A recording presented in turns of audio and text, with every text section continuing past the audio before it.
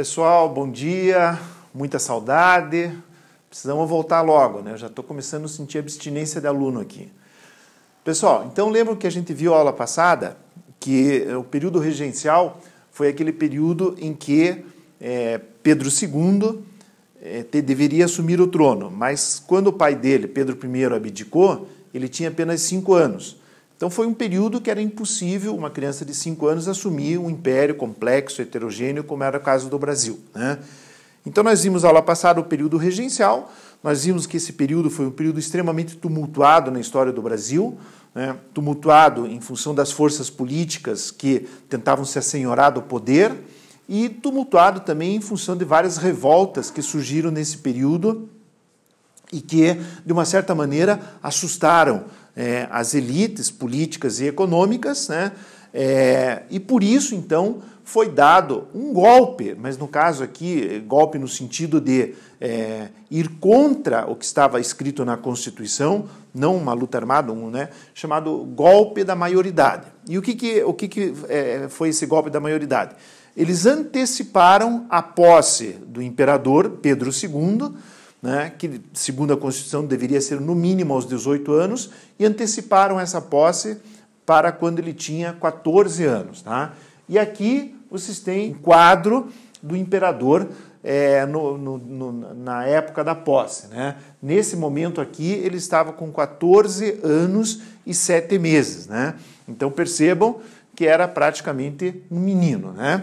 Então a aula de hoje vai falar justamente desse período, a posse do imperador Pedro II, aos 14 anos, que vai dar início, então, efetivamente, ao segundo reinado, e hoje nós vamos falar do segundo reinado na primeira fase, que vai de 1840 a 1850. Bom, o que caracterizou, então, esse início, né, esse começo do segundo reinado? Então não vamos esquecer a informação que eu dei há pouco, né? O imperador assume com 14 anos e 7 meses. Então, evidentemente, que ele era um adolescente, né? Um adolescente mais novo do que vocês. Evidentemente que muitos problemas ainda tinham que ser resolvidos, situações teriam que ser acomodadas. O imperador, embora ele fosse um adolescente, toda a formação intelectual e moral e política dele foi bastante severa, né? Já na partida do pai dele, Pedro I, aos 5 anos ele fica sob a responsabilidade de tutores. O primeiro tutor dele foi José Bonifácio. E já a partir dos 5 anos ele vai sendo preparado para assumir o Império Brasileiro, né? Então, quando ele chega lá aos 14 anos, ele já tinha uma certa bagagem, principalmente intelectual e de formação política e moral, né? Mas mesmo assim, era um adolescente. Então, o que vai acontecer aqui? O primeiro aspecto é que, durante o período regencial, o fato de você não ter um chefe em condições de assumir, né, o poder, que era o caso da criança, de Pedro II criança, né, nós podemos dizer que o governo era um governo acéfalo. Acéfalo em que sentido? Que ele não tinha quem comandasse, quem efetivamente tivesse o poder, né? Daí as diversas disputas lá no período regencial, tanto de parte da elite, as disputas políticas, né, como as revoltas populares que reivindicavam mudanças no Brasil. Então, quando ele assume, né, a primeira atitude, a primeira condição que se esperava é que o poder fosse, então, centralizado na mão do imperador, né? E isso vai ser feito. Então, o imperador passa a mandar. Lógico, não podemos esquecer que com 14 anos e 7 meses, por mais eficiente que tenha sido a formação, né, ele vai precisar de apoio. Então, em 1841, foi criado o que a gente chama de Conselho de Estado. O Conselho de Estado era um órgão na qual todas as decisões do imperador menino ainda, né, deveriam passar pelo julgo desse Conselho de Estado, mas a última palavra era do imperador. E nesse contexto, qual era o objetivo inicial desse Conselho de Estado? Era pacificar o país, era organizar, né, as manifestações, era organizar o país do ponto de vista político e, na medida do possível, ir finalizando todas aquelas manifestações, aquelas revoltas que estavam acontecendo. Então foi criado o Conselho de Estado, em 1841, com esse objetivo. E também foi feita a reforma do Código do Processo Penal. Com que objetivo? Foi feita com o objetivo justamente de diminuir o poder das províncias e passar, então, as decisões judiciais para um órgão centralizado, no caso, o governo federal, no caso, o imperador, com a tutela do Conselho de Estado. Tá? Então, vejam, nesse período aqui, existiam duas facções políticas bastante fortes, que eram os liberais e conservadores. E um dos objetivos também, nesse período inicial do Segundo Reinado, era articular uma convivência, articular uma possibilidade política de que esses grupos, embora não fossem antagônicos, a gente já vai ver na sequência, embora não fossem antagônicos, mas que esses grupos políticos pudessem conviver de tal maneira que o país pudesse finalmente progredir e se tornar realmente um país autônomo, independente, como isso acontecia desde 1822. Tá? Então, como é que foi essa questão política no Segundo Reinado? Então, vejam lá. No período regencial, existiam esses três grupos aqui. Tá? O primeiro grupo eram os liberais exaltados, né, apelido farroupilhas. O segundo grupo eram os liberais moderados, apelido chimangos.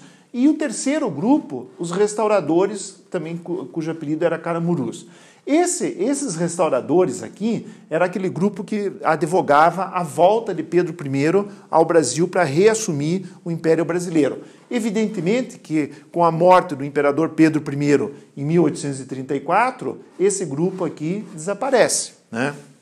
Obviamente, né? Porque se era para voltar o imperador Pedro I, ele morre em 1834, então esse terceiro grupo aqui, ele desaparece. E o que vai acontecer? Então, desses três grupos políticos que nós tínhamos aqui, nós vamos ter dois grupos políticos durante todo o período regencial e o início do segundo reinado. Tá?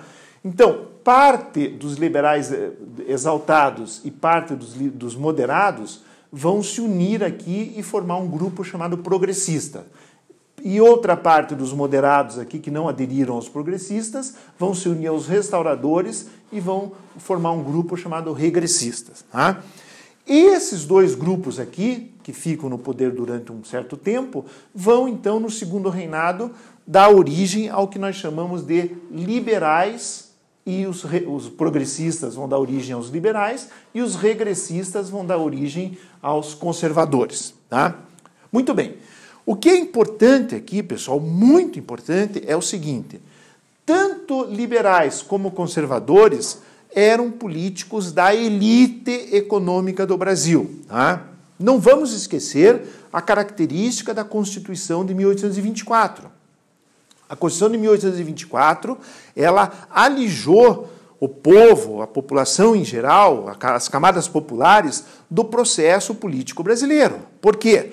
Porque a Constituição de 1824 era uma Constituição feita para que a elite econômica dominasse a política do Brasil. Lembram? O voto era censitário. O que era um voto censitário? Voto censitário era um voto atrelado, condicionado ao poder econômico. Então, só votava quem tivesse uma determinada renda e só poderia ser candidato quem tivesse uma renda ainda maior. Né? Então, com isso, você tira uma parte significativa da população, sem contar outras características da Constituição que eliminavam as camadas populares, tais como não poderiam votar analfabetos. Pessoal, a grande parte da população brasileira naquele tempo era analfabeto, os escravos não tinham direito a voto, as mulheres não tinham direito a voto. Então, você veja, você tira as pessoas que não têm poder econômico, você tira as pessoas que não são alfabetizadas, a gente tira os escravos, que era uma parcela significativa da população naquele período, e você tira as mulheres, você tira quase toda a população brasileira. Então nós poderíamos dizer, não existia estatística naquele tempo, precisa, mas nós podemos dizer que fica em torno de 5% da população com condições de decidir as questões políticas no Brasil nesse período. Tá? Mas mesmo assim, a disputa entre liberais e conservadores, tudo elite, todos os partidos aqui com uma mesma ideologia, né, uma ideologia dominante aqui da elite. E, então, mas professor, se eram todos representantes da elite, se todos tinham o mesmo objetivo de tomar o poder, né, e faziam parte de uma mesma camada, qual era a diferença, já que as suas ideologias não eram tão diferentes? Aí é que está. A diferença basicamente é o seguinte: os liberais pregavam um governo mais descentralizado. Descentralizados, quer dizer, um governo onde o poder do imperador fosse relativamente limitado e o poder das províncias e dos representantes da elite maior. No caso dos conservadores, era o contrário. Para os conservadores, seria importante que o poder estivesse centralizado, que tivesse basicamente todo na figura do imperador. E o imperador, então, é que decidiria as decisões, que tomaria as decisões adequadas. Então, a grande diferença entre esses dois partidos aqui do Segundo Império não é a questão ideológica, porque a questão ideológica era muito parecida, né? Aqui, tanto o que era caro a esse grupo aqui da elite econômica, que era a escravidão, a manutenção da unidade territorial. Todas essas características faziam parte de ambos os grupos. Claro que com exceções, né, gente? Não estou dizendo que 100% dos liberais eram a favor da escravidão, não é isso. Mas grande parte deles sim, assim como os conservadores.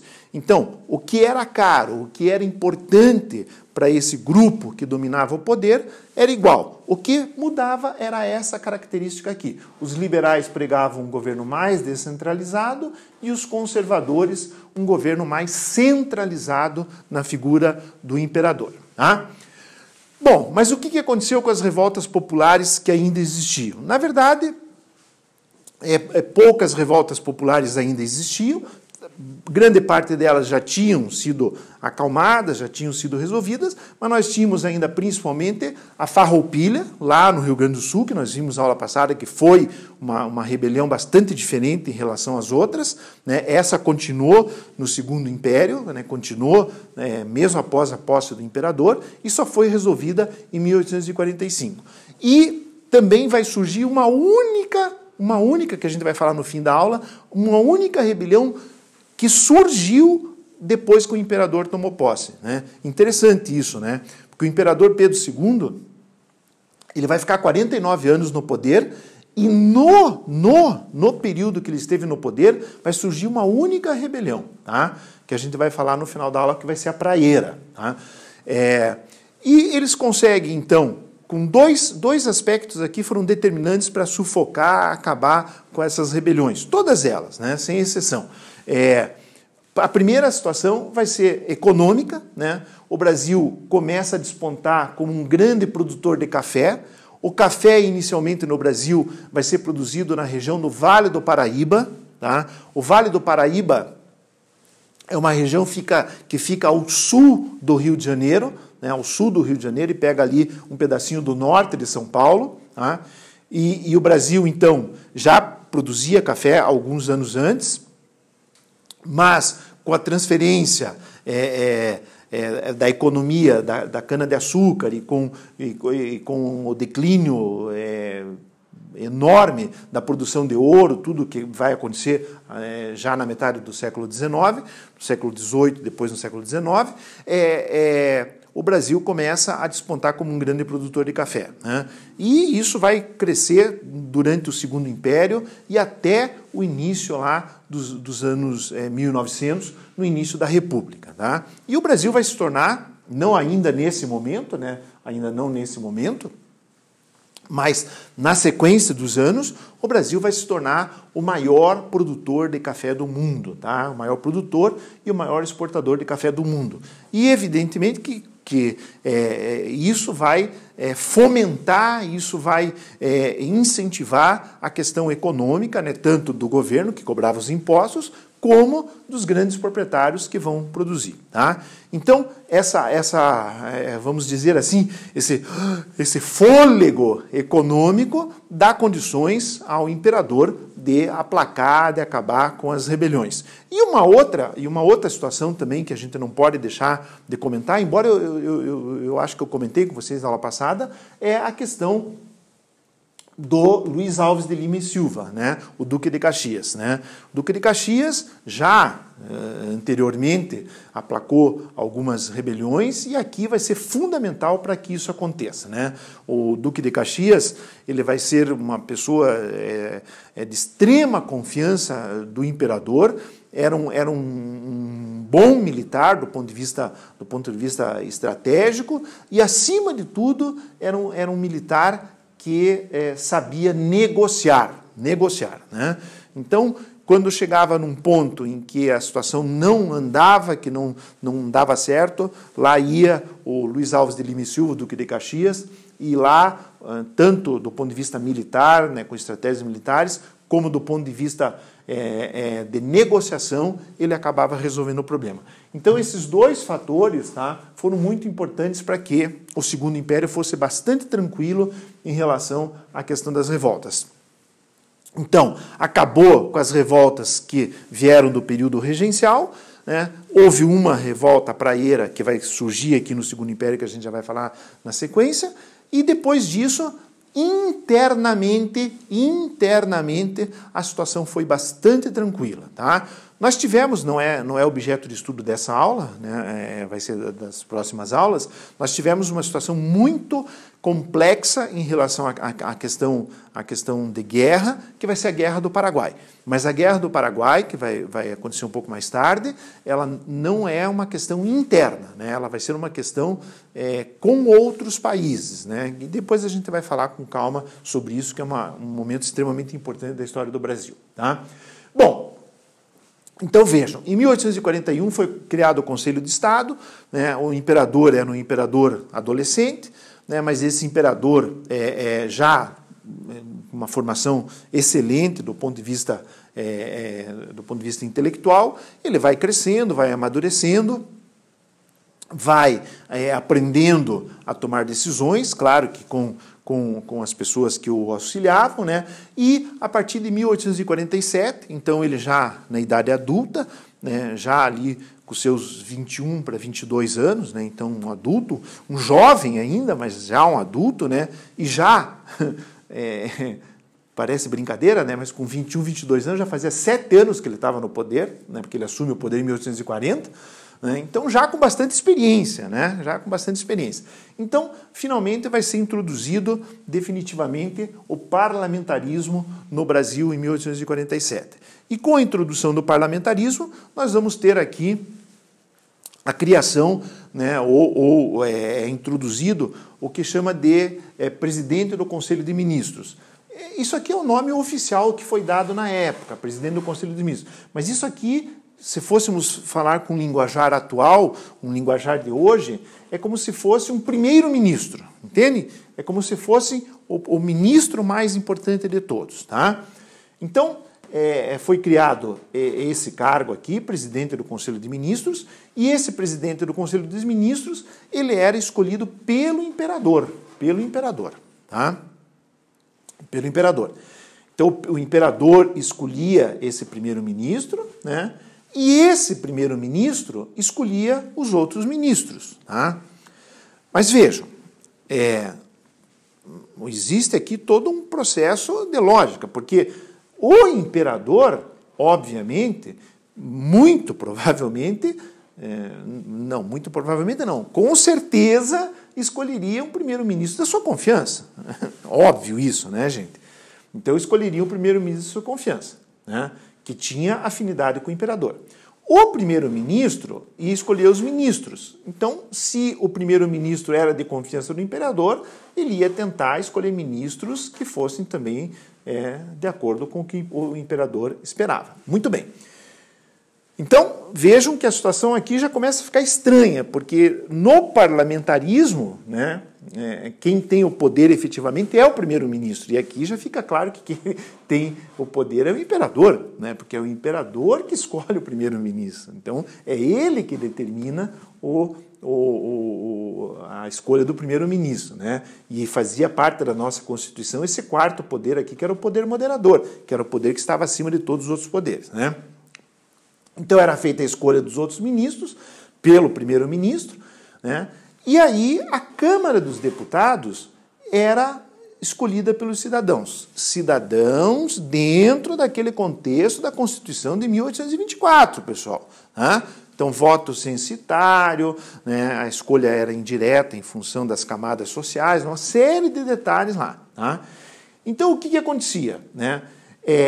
O imperador, não o primeiro-ministro, o imperador, caso a Câmara dos Deputados entrasse em atrito com os ministros, cabia ao imperador a possibilidade de dissolver a Câmara dos Deputados e convocar novas eleições.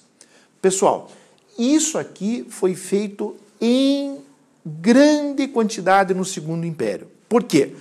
Porque Pedro II ele vai se mostrar um político, na questão política, né? Ele era um imperador, mas na questão política ele vai se mostrar muito hábil nessas situações. Por quê?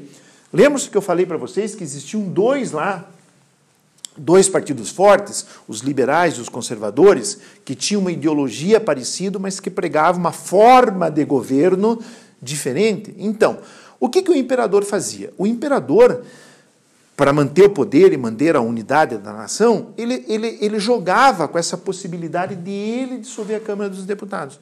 Então, quando ele percebia, né, que existia um atrito muito grande entre deputados e ministros, ele convocava novas eleições e pedia que o primeiro-ministro, ou escolhia um novo primeiro-ministro, com tendências ou liberais ou conservadoras. Né? Ou liberais ou conservadoras. De tal maneira que ele foi, ao longo de 49 anos de poder, ele foi alternando o poder entre liberais e conservadores. Né? Então, é uma situação complexa, né? No sentido em que o imperador ele tinha que ter muita habilidade, porque se um grupo político se sentisse prejudicado ou se sentisse alijado do poder, né, das decisões, né, ele poderia magoar uma parte significativa lá dos políticos, das pessoas que o cercavam. Então, ele jogava com essa possibilidade de ele convocar novas eleições. Tá?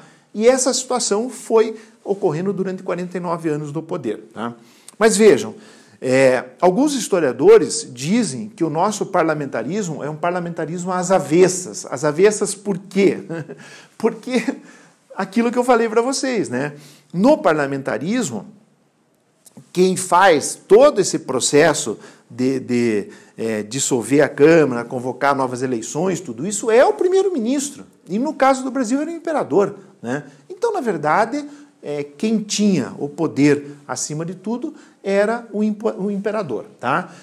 Eu vou mostrar para vocês só aqui uma imagem que mostra bem claramente como é que fica isso. Pessoal, então essa imagem aqui, infelizmente ela não está na apostila, né? Na apostila tem um esquema, que é esse esquema que eu reproduzi no slide ali para vocês, mas essa imagem aqui mostra como é que era lá a situação no parlamentarismo no Segundo Império. Né? Então observem aqui, o poder moderador, poder moderador, exercido exclusivamente pelo imperador, ele estava acima dos outros três poderes, né? Então, só isso já mostra que o nosso parlamentarismo era um parlamentarismo minimamente estranho, ou, como alguns historiadores dizem claramente, era um parlamentarismo às avessas. Tá?